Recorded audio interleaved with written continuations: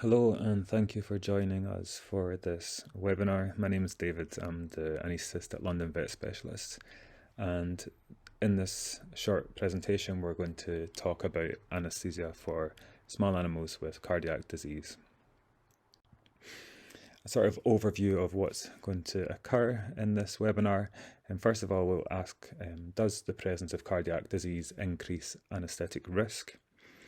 And we'll look at the evidence to answer that question before moving on to a brief overview of relevant cardiovascular and autonomic physiology.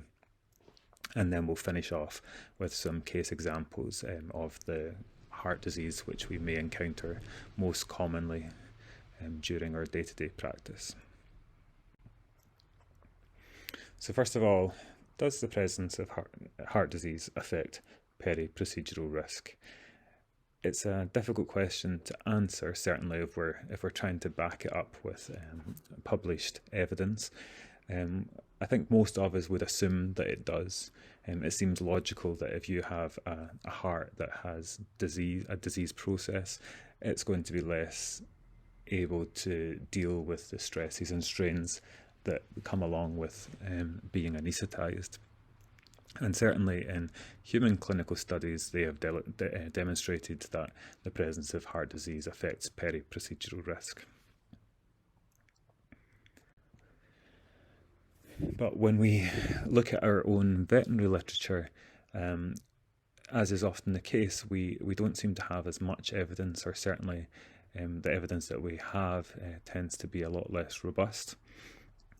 So there are a few veterinary studies which demonstrate increasing anaesthetic risk with increasing ASA score, so the American Society of Anesthesiologists risk scoring system. And we can think, oh well, what ASA score do I give my patient when I know that it has heart disease? And if it moves into one of the higher ASA scores, then maybe we can say that, yeah, they're at increased risk, but that's an indirect way and not a very fair way to demonstrate that animals with heart disease have higher risk, because these studies didn't stratify the patient's cause of ASA score, so we can't really state that outright. There are few papers which have actually looked at a specific organ dysfunction and anaesthetic risk. This paper, just pictured here, shows that there is evidence of myocardial stress following anaesthetic even in healthy animals. So again, it kind of stands to reason that if we're causing these animals' hearts some microscopic damage, then maybe if the heart's already diseased, then they're going to be more at risk, but the paper doesn't say that specifically. And in fact, papers looking at the presence of heart disease effect on morbidity and mortality, the only one I could find here was this one shown here. It was a retrospective study, so again, in terms of like strength of evidence, it's quite low compared to what we can easily find in the human literature. But in this paper here, they looked back at animals at their hospital having routine dental procedures, and they split them up into animals which didn't have heart disease and animals which did have heart disease, and then they looked at the complications that were found during anaesthesia and in the immediate post-operative period, and they didn't find any difference between those two populations, and so they conclude that dogs with heart disease, when anaesthetised by adequately trained personnel and patients who are carefully monitored during the procedure, are not at significantly increased risk from anaesthetic complications. So that was their finding, but that doesn't mean that the lack of evidence is not evidence of lack of correlation between these two things. So I think the best answer we have still at the moment is we're not really sure. Comparing to human literature and their confidence of reporting this association can come down to many different factors. probably one of the most important, is that there's different standards of recording and reporting in human medicine. So if there is a complication, that has to be reported to an authority, which will record that data very strictly. The designs of their studies tend to be better, so they have far more people included in the study than animals that we would have in ours. So the power of the study to detect small differences is going to be better. And also there is intrinsic differences between animal and human heart disease. Humans tend to have vascular disease of the heart much more commonly, whereas in veterinary species we see a lot of valvular problems rather than vascular. And within the same species, degrees of disease severity are going to impact are likely to impact the risk to the patient in the anaesthetic period. And we don't have enough animals to, even when we lump them all together as animals with heart disease, never mind when we try to split them down into varying degrees of severity of disease. So I think we're always going to struggle to have a very highly powered study which is going to pick up on these problems.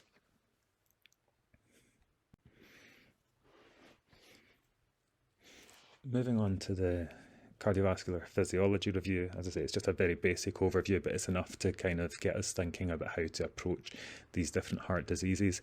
I think this diagram is always very important and very useful to have in your head about how the different components of the cardiovascular system work together to produce the final output, which is the cardiac output. It's our aim to maintain that during anaesthesia, and how the cardiac output affects the mean arterial pressure, which is the surrogate that we use to try and estimate how well the cardiovascular system is doing under anaesthetic. So from the left of the screen we can see our preload, which is the volume which is in the ventricle at the end of diastole, ready to be pumped when the heart contracts. That has an effect on myocardial contractility. When we have a good preload, a good ventricular filling, there's slight stretch of the myocardial fibres, and that's going to increase the force of contraction in the normal healthy heart. The preload combined with the contractility give us the stroke volume, so the volume of blood ejected from the ventricle in one beat. When we combine stroke volume with heart rate, that gives us the cardiac output, so that's the volume of blood ejected from the heart in 1 minute. And then the cardiac output is going to contribute to our mean arterial pressure, which is important for organ perfusion. And the pressure is also dependent on the systemic vascular resistance, so the degree of vasoconstriction and vasodilation, which can be thought of as a surrogate for the afterload. So that's the pressure against which the ventricle has to pump in order to open the aortic valve and eject blood into the systemic circulation.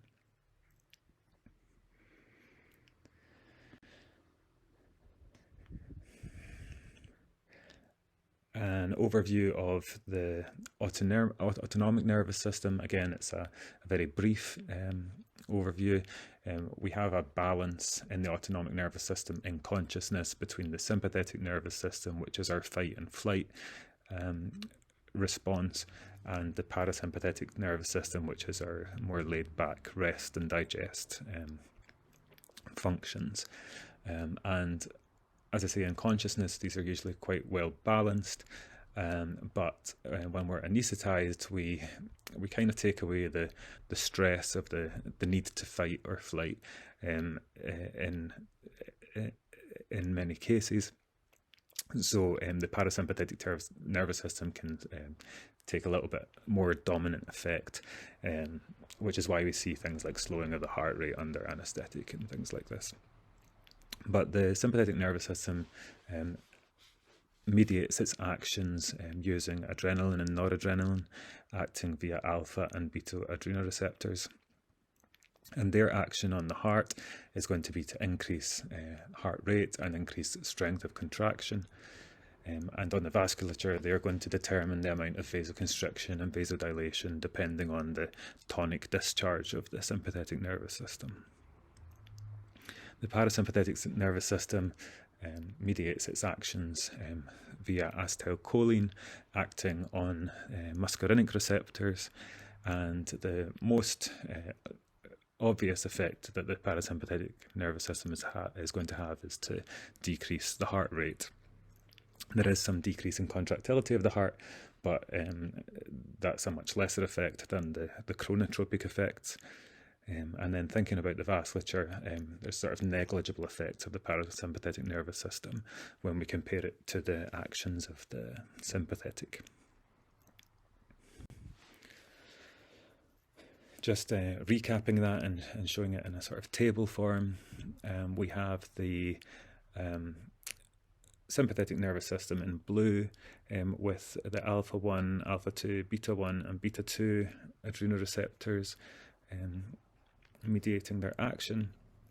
So the alpha-1 and alpha-2 receptors, when stimulated, are going to cause vasoconstriction, and the beta-1 receptor located in the heart will increase rate and increase contractility when stimulated, and the beta-2 adrenoceptors, when stimulated, cause vasodilation in skeletal muscle. So they'll cause a little bit of vasodilation. The parasympathetic nervous system here is shown in green, and via the muscarinic receptors, when stimulated, they're going to cause a decrease in heart rate. And again, the parasympathetic nervous system doesn't have very much effect on the vascular system.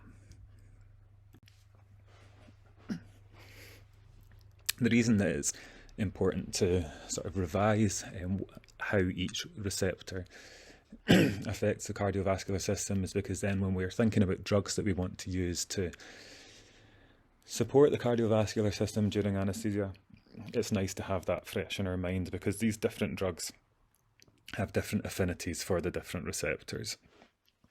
And we probably don't use all of these drugs very often in anaesthesia. It's nice if in practice you can get familiar with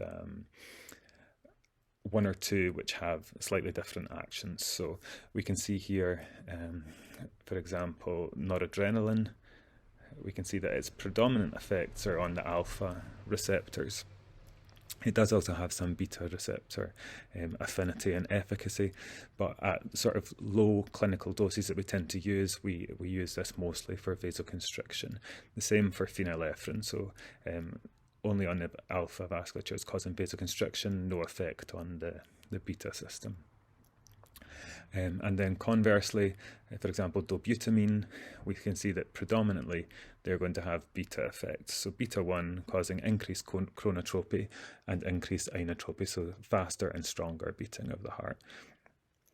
And then there are some other drugs which are maybe more commonly used, like dopamine, which has fairly balanced action on both the alpha and beta systems, and those effects are dose dependent. So at lower doses, we tend to see the beta effects predominate, and then at the higher end of the dose range, we see the alpha effects dominate.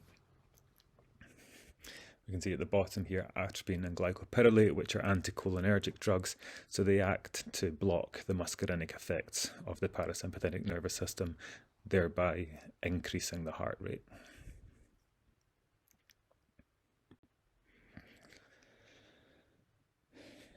As I say, in practice, it's nice if you can just pick one or two of those drugs and kind of get a feel for their use, become familiar with it, rather than trying to double guess yourself and have too many options available to you. So I've just put up a sort of recipe for how to make up these drugs for infusion. So they're all very concentrated and potent, so they definitely need to be well diluted before use, and they need to be accurately administered. So you do need syringe drive or fluid pump in order to give these drugs safely. And although I've given the sort of how to dilute them and the rates to infuse them at, I would recommend just do the calculation for your individual patients yourself, and then use this as a sort of cross-checking guide just to get into the familiarity of calculating these drugs. None of them should be given as a bolus. Obviously, they need to be given by accurate syringe drivers. If you accidentally bolus, then you can see some marked adverse cardiovascular effects like arrhythmia and tachycardia. So we have to be quite careful when we're using them.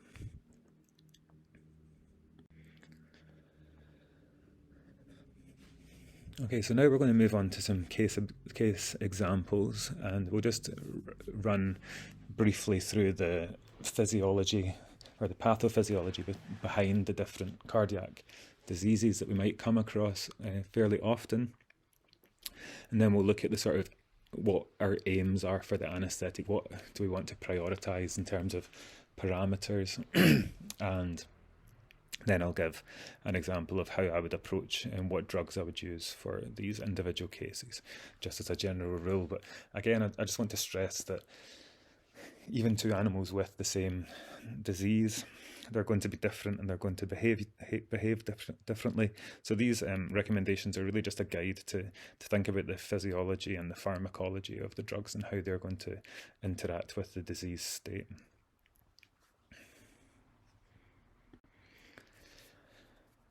So probably the most common heart disease that we come across in our day-to-day practice is going to be mitral valve disease. So the most common disease, veterinary cardiac disease, and mostly represented by smaller breed older dogs like Cavalier King Charles and Terriers. So the pathophysiology behind mitral valve disease, in the normal, between the left atrium and left ventricle, we have the mitral valve.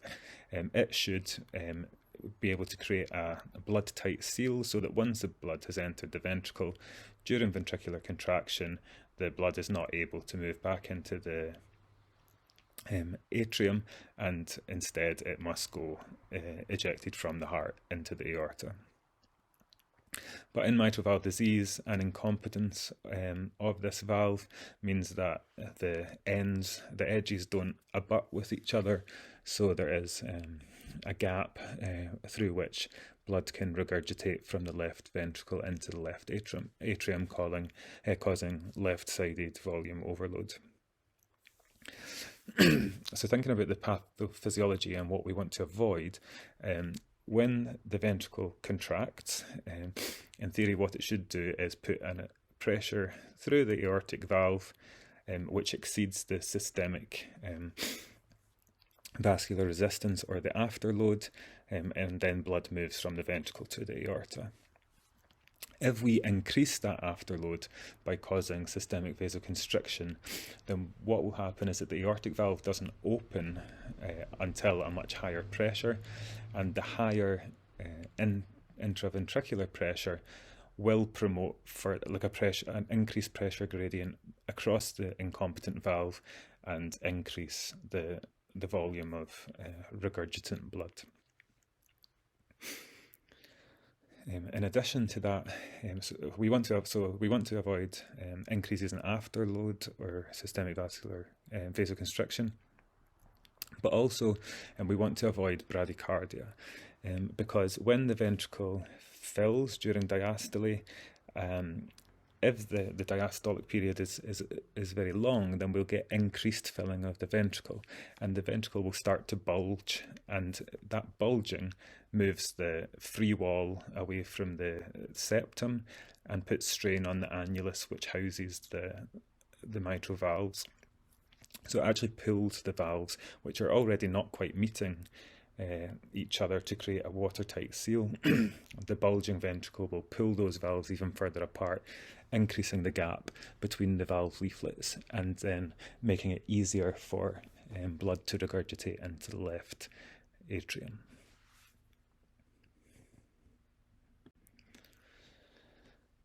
So for those reasons, with mitral valve disease, our main aims in for the anaesthetic are to maintain either a normal heart rate or tending slightly towards the higher end of normal, so that we don't get this bulging of the ventricle and this distending of the mitral valve annulus. And also we want to avoid increases in afterload so that we don't generate this high intraventricular pressure, which is going to push blood from the ventricle to the atria across the incompetent valves. So in order to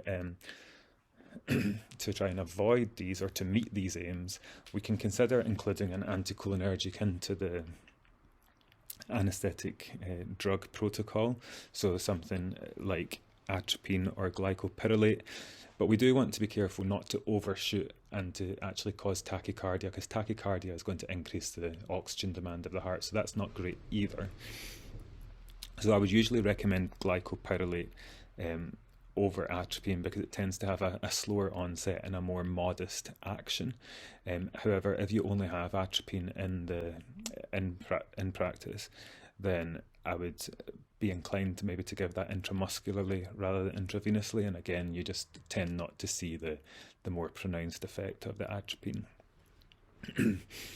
With any of the heart diseases, we can consider some local anaesthetic, whether it's infiltration or a nerve block, to try and minimise the reliance on the more systemic anaesthetics such as the isoflurane, because that's going to help to maintain cardiovascular stability. Or alternatively, we might use this partial intravenous anaesthesia, or PIVA, which might be an analgesic drug infusion such as fentanyl, to reduce the reliance on the volatile agent. In terms of contraindications and things that we want to avoid, the alpha-2 agonists, they're kind of the worst things, the worst drugs that you can get for mitral valve disease, because they're going to have actions that are in conflict with both our aims. So we know that they cause bradycardia, which we said causes bulging of the ventricle and distension of the mitral valves. And also they cause vasoconstriction, so they're going to increase the afterload. So no to alpha-2 agonists in mitral valve disease, unless it's very, very mild mitral valve disease. Like I wouldn't necessarily avoid alpha-2s completely when you just have some coincidental mitral valve regurgitation, but as soon as you are having structural changes to the heart, then we should avoid using the alpha-2 agonists. Because we want to avoid increasing the afterload or excessive vasoconstriction, then if we do decide to use a vasopressor, so something that causes vasoconstriction, we want to be very careful with its use and start with low doses and titrate them upwards very, very slowly. And the same for all of the heart diseases we will talk about. We want to be careful with our intravenous fluid administration, especially if we are using the supportive drugs, which I showed you the table for a few slides ago. And bear in mind that they're contributing to the total volume that you're administrating to this patient. So if the rate of the inotrope per vasopressor is starting to increase in order to get the effect that you need, think about reducing your maintenance fluids so that the overall fluid volume being administered to the animal doesn't become excessive. So in terms of a protocol for animals with mitral valve disease, usually I would go with quite an opioid-based protocol. So 0.2 to 0.3 mg per kg of butorphanol, substituting that for methadone if it's a painful procedure that the animal's undergoing. And often in the more placid mitral valve disease, you know, the sweet little Cavalier King Charles, that's might be the only pre-med that you need. But if you have got a bit of a feistier terrier, then we can consider including some ACE promazine to the pre-anaesthetic medication if they are a bit anxious or if you're not able to place an IV conscious. ACP is ACE promazine causes vasodilation as one of its main side effects, which actually decreases the afterload. And as we saw on the slide before, one of our aims is to avoid increases in afterload. So acetylpromazine is quite useful for these guys, because a very mild vasodilation, if we use a small dose, might actually be beneficial in promoting forward flow through the aortic valve, compared to the opposite effect we have when we use medetomidine. So once we're pre-medicated as above, induction agent, as long as you give it slowly to effect, just take your time, then I don't think there's a huge advantage of propofol over alfaxalone. Some people might prefer alfaxalone because it tends to cause a bit of an increase in heart rate on induction compared to propofol, and again we want a high normal heart rate, so alfaxalone it might be the better choice. And if the patient's heart disease is more severe, then I would consider doing a co-induction, excuse me, where we can give another drug to spare the amount of propofol or alfaxalone that we have to use. And what I tend to do is 5 micrograms per kilo of fentanyl, given very, very slowly. Dilute it and give it over 5 minutes, and you'll see that the patient does start to become quite sleepy with that, and then you often need very little of the induction agent to intubate the patient. For maintenance, most of us aren't going to have much of a choice here, so I've gone for isoflurane and oxygen, and there's not really any reason why that's a bad choice. As with healthy animals, it's going to cause some more vasodilation and also maybe some negative inotropic effect. But as I say, like often we don't have much of a choice when it comes to the maintenance phase. In terms of pressure support, so if you do have hypotension under anaesthetic, then my sort of first line choices, it's not common that I would use pimabendin intraoperatively, although it will help in mitral valve disease if you have hypotension, but it's quite expensive, so often a more economical and almost as efficacious choice would be dobutamine. So that's a positive inotrope.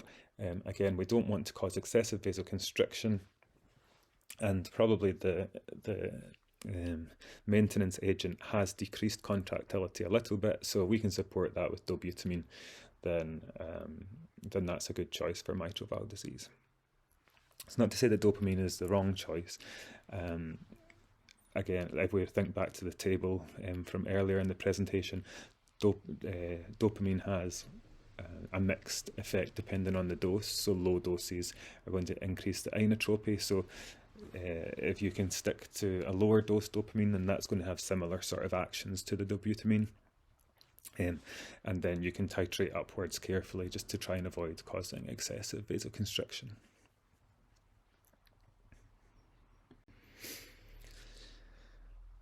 Sort of evidence for choosing dobutamine as a good choice comes from this research paper. So it's not a clinical paper, it was a research experimental research, and what they did, they caused isoflurane, dose-dependent isoflurane cardiovascular depression to cause hypotension, and then used dobutamine to bring the blood pressure back up in dogs that had experimentally induced mitral valve regurgitation. And what they did was they measured the total the stroke volume, so the volume leaving the ventricle during systole. But when you have mitral valve disease, stroke volume is a little bit complicated because you have two different stroke volumes basically. You have this FSV, which is the forward stroke volume. That's what we would consider the normal stroke volume. So the blood which leaves the ventricle into the arterial system.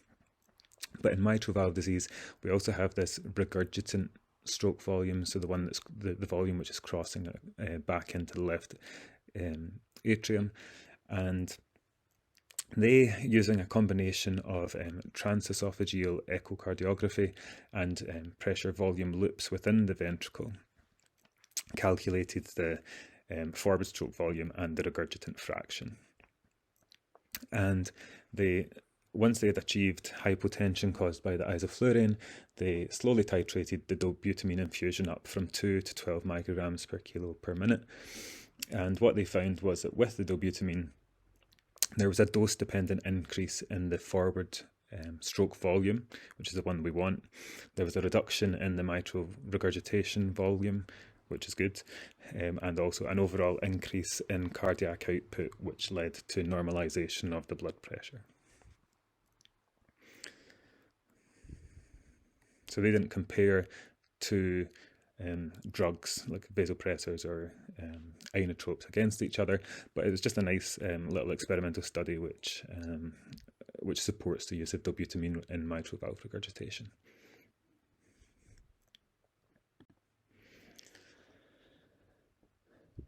So moving on then to aortic and pulmonic stenosis. This is a disease, again, often congenital, or usually congenital, where there's a narrowing of the, in this case, in this diagram, the aortic valve. So left ventricular outflow obstruction. The aortic stenosis can either be supravalvular, valvular, or subvalvular, depending on its location and relative to the actual valve leaflets themselves. And this narrowing creates a fixed resistance against which the ventricle has to pump. So there's a narrowing to the outflow tract. Resistance to flow out into the aorta is higher, and because of this the heart has to work harder, and then you can see that we have some compensatory hypertrophy of the myocardium. Depending on the severity of the stenosis, that can really affect your stroke volume to the extent that even increasing the contractility is not going to be very effective at increasing your stroke volume.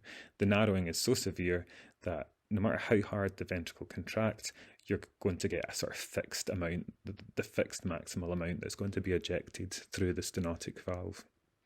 And when that happens, when that stenosis is so severe, it means that the stroke volume is fixed at a certain point, so your cardiac output then becomes dependent on the heart rate. Because you can't increase stroke volume, the only way you can affect cardiac output is to alter the rate. And for this reason, it's really important to maintain a good vascular volume. So we want to make sure that the animal's not hypovolemic, because again, when you have slight stretch of the myocardium, it contracts at its most optimal efficiency. If you have an empty heart, then the heart puts a lot of effort into really trying to squeeze the ventricle, but without being able to generate a good force compared to when the heart is adequately filled. And this is not always the case on the stenosis. Again, this is when it's more a more severe stenosis. In most cases of mild or moderate aortic stenosis, the heart will probably be able to pump with increased contractility in order to adjust the stroke volume. So usually with the aortic and pulmonic stenosis, the heart rate is not always completely dependent on heart rate. That's just in the more severe cases.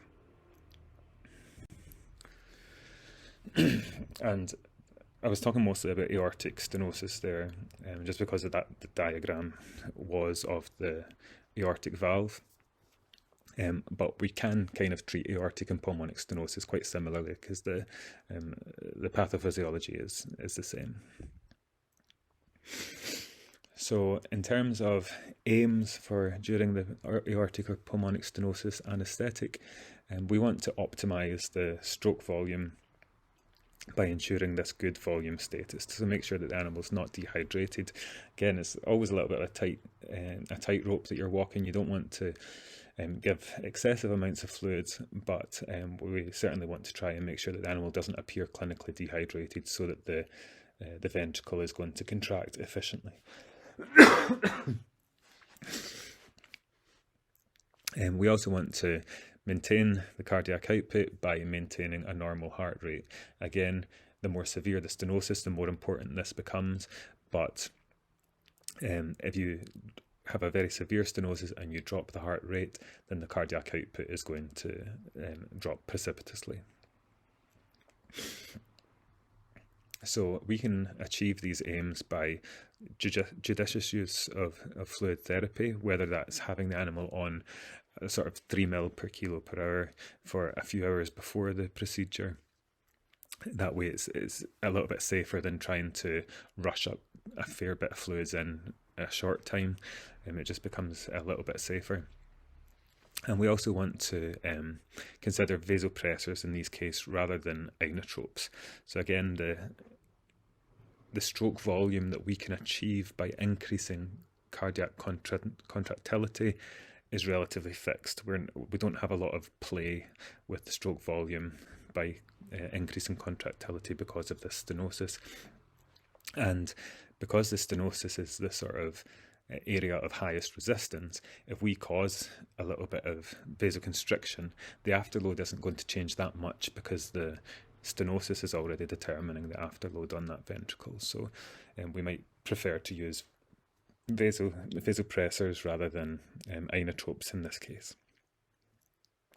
So I've said there that alpha-2 agonists are relatively contraindicated, and again this depends on the severity of the aortic stenosis. So if it's a very mild stenosis, then we should be able to maintain cardiac output with a combination of heart rate and stroke volume, in which case I would probably be quite happy to use alpha-2 agonists, but you might want to be erring on the sort of lower doses.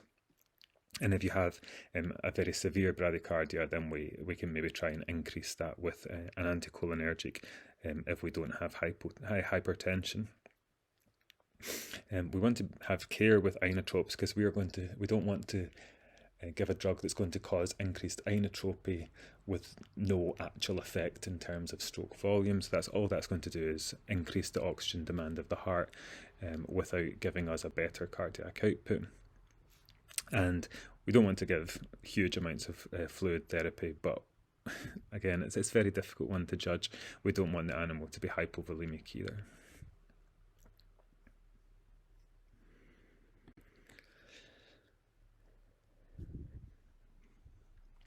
So again, pre-med is going to be something quite straightforward. 0.2 to 0.3 butorphanol or methadone, depending on the procedure, whether it's likely to be painful, and the temperament of the animal. Go with the lower dose of butorphanol if the animal's already quite chilled. You might need to increase it if the animal is very stressed. If you're not able to get an IV conscious, and butorphanol is unlikely to produce enough sedation to cannulate the vein, then you can consider adding a low dose of midatomidine or maybe some intramuscular alfaxolone, but that's going to be off license. Induction, again, I go with propofol in most cases, but some people would prefer alfaxolone. I'd say use the induction agent that you prefer and are more familiar with, but either are going to be acceptable. Maintenance, again, isoflurane, and we can try and reduce the amount of isoflurane we use by using a CRI alongside, just as we did for the mitral valve disease. In terms of pressure support, so we have hypotension under GA. As I said on the previous slide, probably the vasopressors are going to be more of a friend to us here than the inotropes, because the afterload is already fixed by the stenosis. And if we can cause some vasoconstriction, we're going to squeeze the the venous system and return blood to the heart, so maintaining the preload.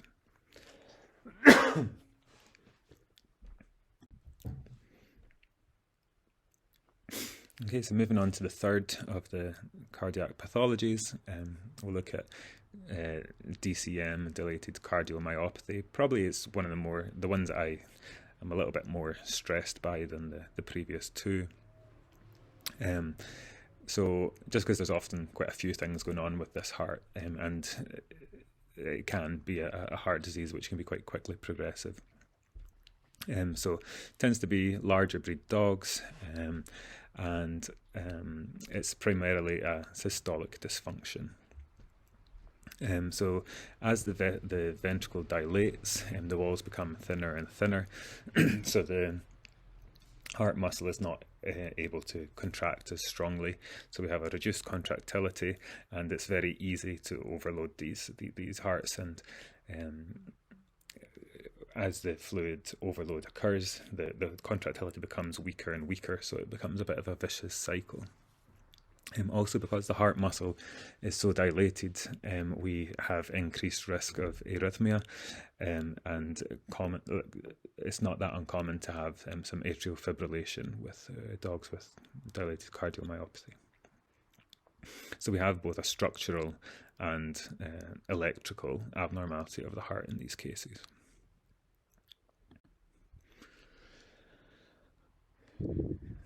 So our aims for dilated cardiomyopathy, we want to maintain the stroke volume by maintaining the heart rate, avoiding increases in afterload, supporting systolic function, and treating any arrhythmia. So these dogs, because the contractility is poor, the stroke volume is going to be poor, so cardiac output is going to be maintained by heart rate. So we want to avoid decreasing the heart rate by very much. We want to maintain a normal heart rate. Again, because the contractility is poor, they're not going to be able to generate this increased intraventricular pressure to overcome any severe vasoconstriction causing increased afterload. So we want to maintain the afterload and maintain a sort of stable degree of vasoconstriction versus vasodilation. We don't want to really go one way or the other. So again, I find DCM dogs like a tighter, like a more difficult tightrope to cross than some of the other cardiovascular diseases.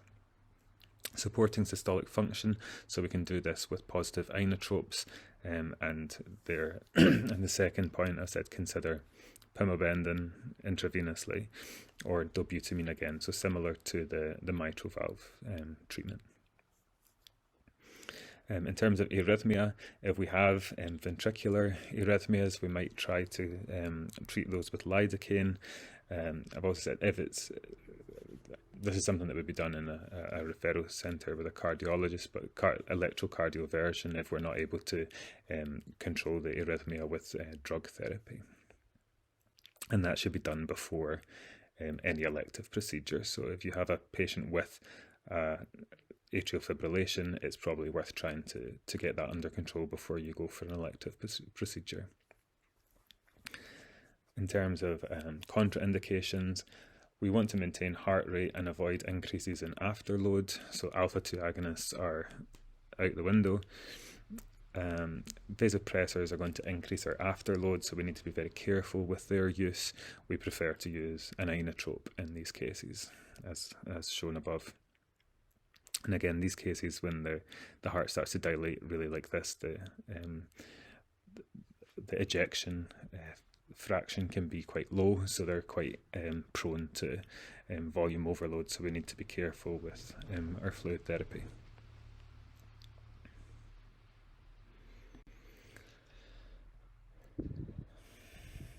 So for these guys, I would pre-medicate just with an opioid, methadone, butorphanol, IV. Again, if they're very stressed and we're not able to get an intravenous catheter, then I would probably use alfaxolone intramuscularly. Again, it's going to be off license, but the medetomidine and acepromazine, I would say, are both contraindicated in these guys. So I would probably go with an opioid and alfaxolone intramuscularly. And then similar to the induction with the mitral valve disease, I would dilute 5 micrograms per kilo of fentanyl, give it over 5 minutes, and then top up probably with alfaxolone to effect. And if we're given alfaxolone intramuscularly to get an IV catheter, then yes, certainly we should follow that up with alfaxolone rather than propofol.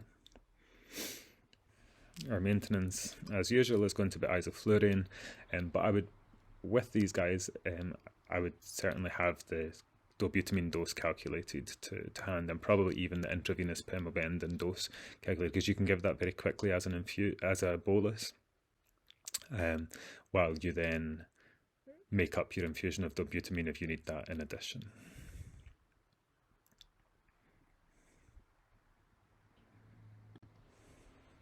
And then finally, moving on to cats. So hypertrophic cardiomyopathy is going to be the most common cardiac condition that we see with cats. And compared to DCM, which we just spoke about, which was a systolic dysfunction, hypertrophic cardiomyopathy is a diastolic dysfunction. So it's idiopathic increase in the thickness of the myocardial wall. Because these walls are suddenly very thick compared to the normal feline heart, they become very stiff. So during diastole, the blood filling of the ventricles is reduced. And then as a secondary problem, because we've suddenly got all this extra muscle tissue, it demands more oxygen than the normal healthy heart. So we have increased myocardial oxygen demand, and these hearts are possibly working in like borderline hypoxic conditions in normal circumstances. So there certainly is the risk for myocardial ischemia.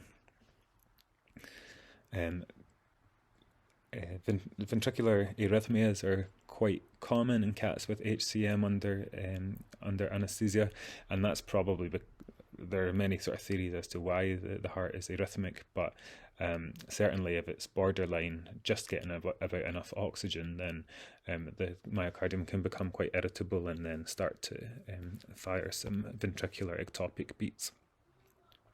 And another sort of important consequence of hypertrophic cardiomyopathy is that this thickening of the ventricular septum can create a narrowing at the level of the left ventricular outflow tract.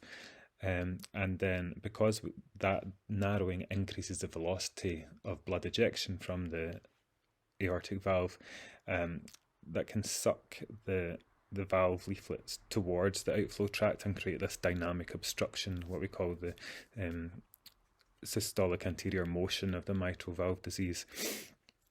So the heart, even when it's working normally under anaesthesia in hypertrophic cardiomyopathy, is predisposed to arrhythmia and poor diastolic filling. But if we get this SAM on top of that, then we can also have a systolic problem as well. And this SAM, the systolic anterior motion, is more likely to occur during tachycardia and when the heart is pumping very hard, like so when there's increased inotropy, and when there's a large pressure gradient across the aortic valve. So if we have a very high intraventricular pressure from the strength of the muscular contraction, then that pressure gradient into the aorta can promote this systolic anterior motion of the mitral valve.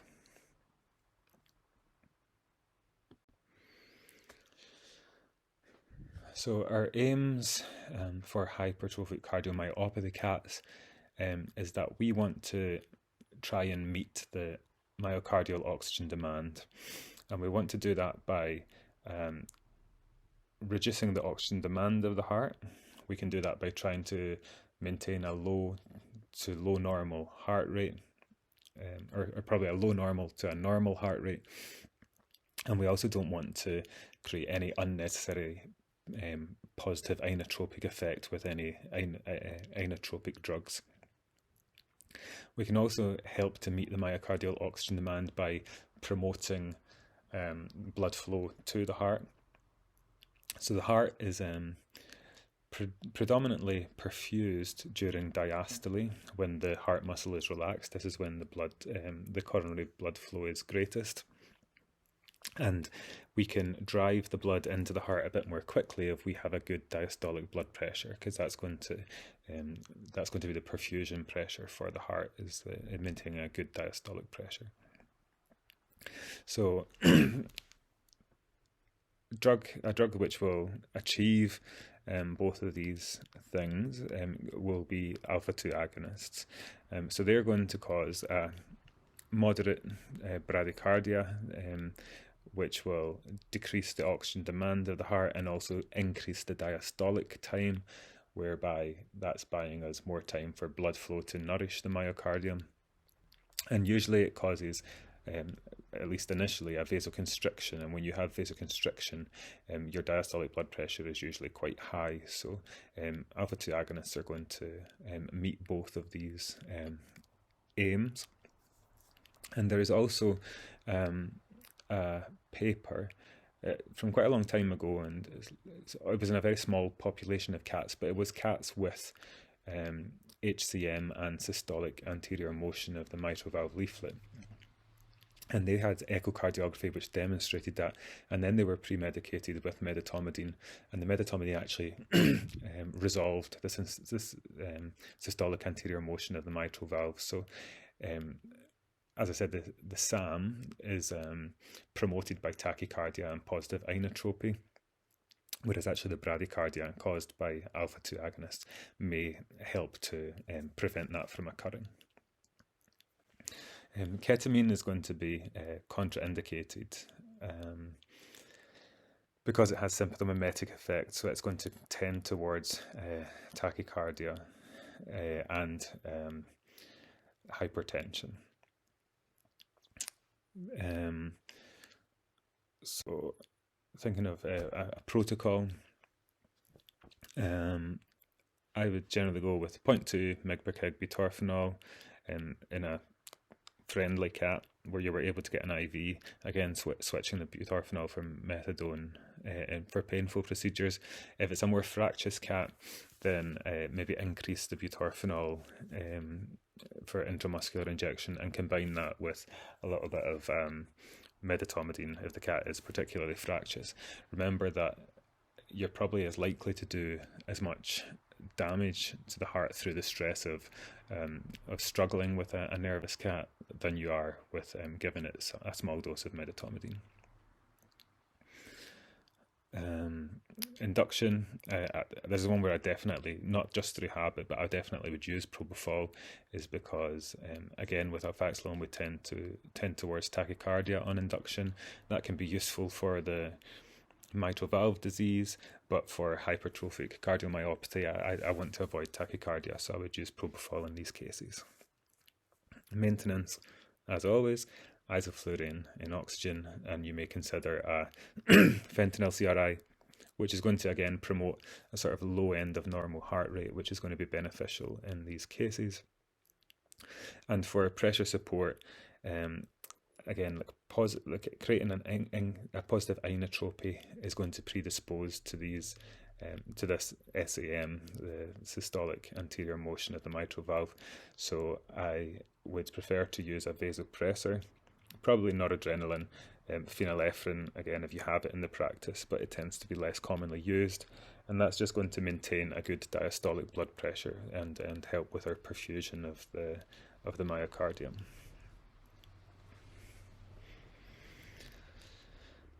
Having said that, I couldn't find any sort of literature which supported the use of a vasopressor over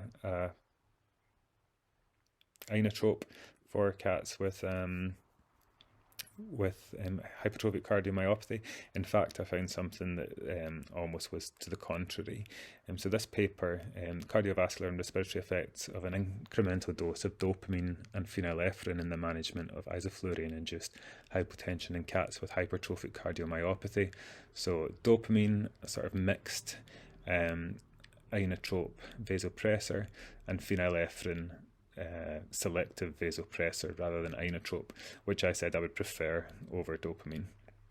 And but in this case, they compared the effects of the dopamine and phenylephrine, and it was just in 6 cats, so a very small population again, with naturally occurring hypertrophic cardiomyopathy.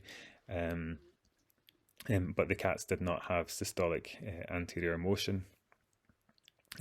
Both drugs were able to restore normal tension, but they suggests that dopamine was the better choice, because that increased cardiac output compared to phenylephrine, which dropped the cardiac output because of the vasoconstrictive effects. But the important thing to point out is that these cats had HCM but no systolic anterior motion when they were checked before the experiment, and we don't know, like, it's a very dynamic phenomenon, the systolic anterior motion, so we consider that positive inotropic drugs are more likely to promote towards SAM, which will certainly acutely worsen the stability of the cat, but they didn't. The numbers were probably too small to see whether the SAM was induced more by the dopamine and the phenylephrine. That wasn't the aim of their study. But yeah, again, like the evidence that we have for both for and against most of these recommendations is relatively weak. So it's more about having a concept in your head of how you're going to theoretically cause less issues for these animals with heart disease. So in summary, I would recommend that if it's an elective procedure and the animal hasn't had a cardiology workup beforehand, and it's probably worth having a cardiology check prior to the anaesthetic to determine the diagnosis and to determine the severity of the disease. And if it has had the diagnosis in the past and it's been a while since the last cardiology check, just to check that the disease hasn't significantly progressed, it's worth, if we have time in an elective procedure, to do that. Consider the sort of drug choices that I've suggested in the earlier slides, but again, some of these are my personal preference, because as I say, there's not enough literature to say that something is definitely better than the other, but just have an idea of how you're going to deal with complications if they arise. Don't get too stressed about anaesthetising animals with heart disease. Most of the ones that we deal with will have mild to moderate disease, and although the concepts that we've discussed in this webinar will still apply, the animals will generally tolerate the anaesthetic pretty well. Having said that, make sure that the one thing that is easy to do is to make sure that you're organised, you've got a plan, and that you're going to be as efficient as possible while the animal is anaesthetised. Avoid unnecessary delays while the animal is under anaesthesia. But that's pretty much everything for today. I hope you enjoyed. I hope it gave you something to think about, and I will be back with some more webinars in the future, and I hope you will join me again. Thank you very much.